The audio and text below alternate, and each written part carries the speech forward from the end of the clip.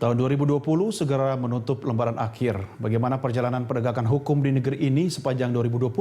Banyak yang menyebut tahun ini sebagai tahun syarat dengan kasus korupsi di tengah pandemi COVID-19. Puncaknya, dua menteri Presiden Jokowi terjaring operasi tangkap tangan KPK. Sepanjang tahun 2020, meskipun di tengah pandemi COVID-19, KPK masih terus bekerja menindak para pelaku tindak pidana korupsi.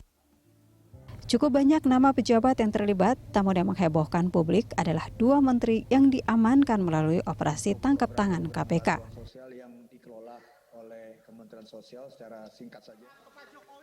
Mereka diantaranya Menteri Kelautan dan Perikanan periode 2019-2020, Edi Prabowo yang tertangkap KPK pada 25 November dini hari. Penangkapan ini terkait dugaan korupsi ekspor benih lobster atau Benur. Edi Prabowo ditangkap KPK di Bandara Soekarno-Hatta sepulangnya dari lawatan ke Amerika Serikat. Dalam kegiatan pembukaan ekspor benih lobster, Edi dilaporkan telah memberikan izin kepada 30 perusahaan yang terdiri atas 25 perseroan terbatas atau PT, 3 persekutuan komanditer alias CV, dan 2 perusahaan berbentuk usaha dagang atau UD.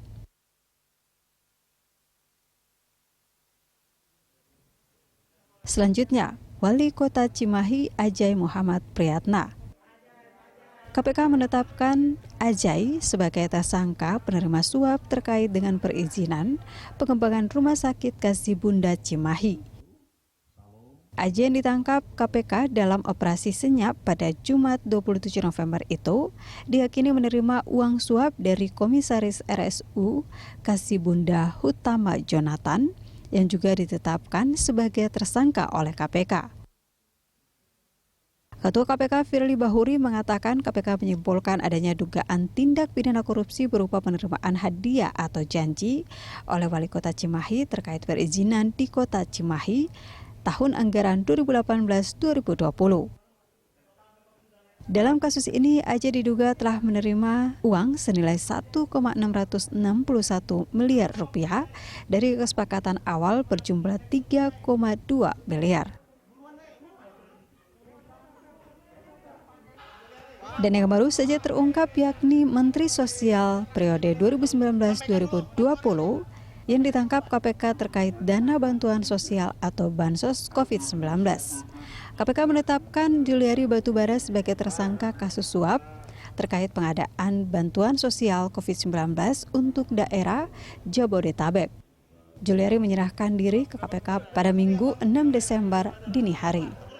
Saat tiba di KPK, politisi PDI Perjuangan itu langsung dikawal pegawai KPK untuk menjalani pemeriksaan di lantai 2.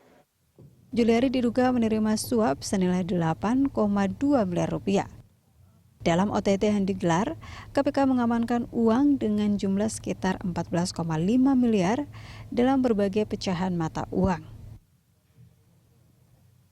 KPK menyebut total uang yang diduga diterima Juliari Batubara sebesar 17 miliar rupiah. Sebelumnya diketahui Juliari berada di luar kota saat OTT berlangsung. Tim Liputan, Berita 1.